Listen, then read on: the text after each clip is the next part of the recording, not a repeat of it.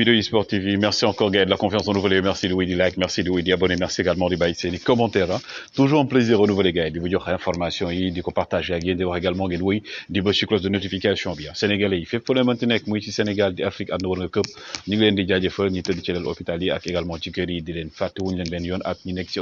kaso yi ñi dëddu àdduna ci borom xaar leen àjjana fi daw si également Gaël, hein. Donc aujourd'hui dañuy waxaat ci li nga xam ne nag mooy actualité bi notamment mercato bi parce que maa ngi gis démb Gaël ne Sadio Mané day prolongé au niveau de Liverpool et tout Jürgen Klopp moom indi na ci ay détails donc dañu waxtaanee ci détails yooyu noonu par rapport ak li nga xam ne mooy prolongation de contrat bu Sadio Mané Jürgen Klopp wax na aussi ci li nga xam ne mooy desutu saison bi li mu xalaat ci performance bu Sadio Mané mais aussi ki nga xam ne mooy aussi Mohamed Salah Jürgen Klopp wax na ci mais aussi dinañ wax ne gars yi bu leen fàtte tey moo nekk tirage au sort Coupe d'Afrique bi éliminatoire de CAN 2023 yi war a amee tey ca Johannesburg mais d'abord ah yéenekaay bi la ñuy commencé ak yéenekaay bi di si stade du xëjal mu njëkk mu ne donc Angleterre Liverpool Manchester à 19h Sadio la première place en ligne de mire ce que Mané doit faire kooku nag mooy George Weah unique ballon d'or africain moom moo wax ci loolu noonu également yi nga xam ne aussi moom mooy yéenekaay bi moom di stade xëtam bu njëkk ñoom it ñu ñëw wax ci ki xam mooy Sadio Mané ñooy les Lions fixés sur leur adversaire ce mardi jëm ci li xam mooy barrage éliminatoire plutôt éliminatoire Coupe d'Afrique 2023 Sadio Mané le futur ballon d'or point d'interrogation en tout cas aujourd'hui Sadio Mané il est bien parti bokk na ci nga xam ne ñooy nekk ci raw gàddu gi waaye tamit du côté de l'Espagne yéenekaay bi di sport mu ne déconnexion fatale mu ne déconnexion fatale parce que li nga xam ne mooy FC Barcelone ñaari match ngi ni ñuy ndërmeelu di am défaite yu métti parce que aussi kii di Cadix moo leen dóor waaye également Eintracht Francfort dóor na leen yëngal li nga xam ne gars yi mooy foofu noonu ca présidence ba Laporta génn ci war ci indi ay leeral mais d'abord ah gars yi mi ngi nii donc ñii ñooy ñi nga xam ne de 1993 à aujourd'hui capitaine yi ñoo gën jël li nga xam ne mooy Ligue des champions ñoo ko soulevé di ngeen gis ne ki ci ëpp nag li mu ko soulevé mooy Sergio Ramos bokk na ci moom mi nga xam ne 3 jël na ko ci ki nga xam ne mooy le capitaine ou l'ancien capitaine merengue bokk na aussi si ñi nga xam ne ñoo ko jël mais aussi ñii ñooy depuis début 2022 équipe yi nga xam ne ñoo ëpp la ñuy dugal ci nga xam ne mooy toutes les compétitions tous les championnats plutôt confondus ngeen gis ne Liverpool moo nekk à 49 Chelsea nekk 47 Leipzig nekk 46 Barcelone nekk 45 ce qui veut dire que Angleterre moo domine toujours marche bien topp ci Allemagne ak Barcelone France aussi Marseille bokk na ci ki nga xam ne nag mooy Michel Platini moom aujourd'hui il a 66 ans moom nee na donc ay jamono dafa bëggoon nekk président fédération française de football nee na fi mu ne nii daal wax dëgg yàlla xalaatatu ko âge maytu ko te am na yeneen fi mu ne nii yeneen gis-gis yeneen objectif yoo xam ne fixé na ko par rapport li nga xam ne moo des ci li nga xam ne mooy dundama ki nga xam ne aussi mooy donc Xavi Hernandez moom dellu si ne nee na sincèrement gars yi man mënuma comprendre li nga xam ne moo ñu dal su ma nee meruma waxuma dëgg mooy que ne fi mu ne nii mën nañu wax ne championnat bi moom perte nañ ko et aussi on est en danger bu fekkee bëgg nañ déwén ñu jouer Ligue des champions il faut que booy yeew parce que am na occasion yoo xam ne kenn du ko raté mais aussi li ñu seetlu gars yi selon Opta nag moom mooy def statistiques yi di joxe également nombre de matchs yeeg entre nombre de joueurs et statistiques de joueurs yi moom nag nee na ki nga xam ne moom mooy Pedri donc 89%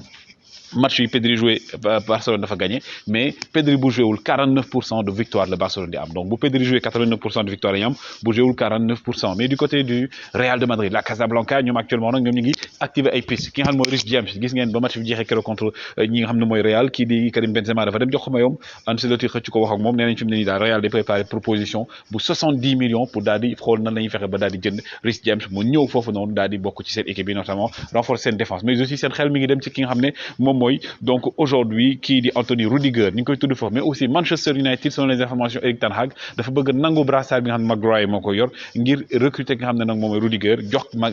déwoon capitana bi keneen donc loolu bu ko dindee day tax Maguire il ne sera plus intouchable mais aussi côté Espagne wax naa la ko dem malheureusement ki nga xam ne mooy donc João Félix moom annoncé na saison am c'est terminé donc João Félix actuellement day dem faju ji waajal coupe du monde bi ak Portugal mi ngi woon ci benn dynamique bu baax a baax nag mais malheureusement fi mu ne nii dafa am blessure boo xam da koy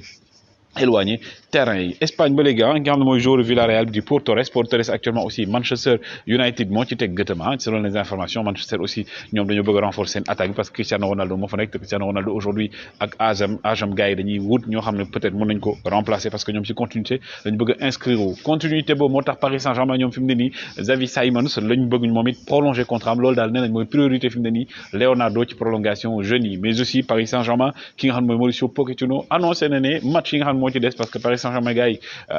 bu dóoree Angers aussi ah di gën a jege li nga xam ne moom mooy donc jël titre bi donc fi mu ne nii nag Michuik ngeen di gis nii ah ak Dina Imembe ak aussi di kii di Xavi Simons dañoo bëgg match contre Angers bi ñu daal di commencer jox temps de jeu bu bëri peut-être même sax ñu daal di nekk titulaire en tout cas Mauricio Pochettino moom nee na jeunes yi fin de saison bi nii nee gën a jox temps pour xool ku nekk lan ngay jar pour aussi waajal li nga xam mooy avenir parce que dañu am joueur bi xam dañ leen di jaay Sergio Ramos aussi gars yi wax nañ leen ko moom it ba ma tout match contre Angers bi il sera titulaire ah dina joué waat gannaaw ba nga xam ne bu jógeen blessure di am ay bout de match bi di ñëw dina titulaire moom mi nga xam ne ne daal contrat am Paris Saint-Germain da ko bëgg honorer ba mu jeex mais après bu jeexee même bu fekkee ne mi ngi en forme bëgg na ci teg benn 1 an Paris Saint-Germain nga xam ne gars yi waxoon naa leen ko championnat de France ki jël 10 fois li nga xam ne mooy donc championnat bi da nga am étoile ci sa maillot Paris Saint-Germain nag ñoom nee nañ selon l'équipe dinañ am seen étoile mais duñ ko def ci logo bi ci kanam mais dañ koy teg ci manche bi fi nga xam ne moom la ñu def li nga xam ne mooy donc Ligue 1 bi fa la ñuy def daal foofu seen étoile bi ñoom muy wane ne ñoom jël nañ 10 fois li nga xam ne mooy donc championnat France et du côté de l'Allemagne Gravenberch ak Mezraoui wax naa leen ko fi mu ne nii moom c'est presque bouclé day dem fa nga xam mooy ci Bayern Munich mais Gravenberch actuellement moom gars yi ñu ngi discuter diggante Ajax ak nga xam ne donc moom mooy donc Bayern Munich par rapport ak prime yeeg yooyu moo tax ba tey confirmé guñ Gravenberch mais Mezraoui moom c'est presque confirmé ñoom yi nga xam ne donc Bayern donc aujourd'hui ñaar ñi ngeen di gis nii muy donc Neuer ak kii di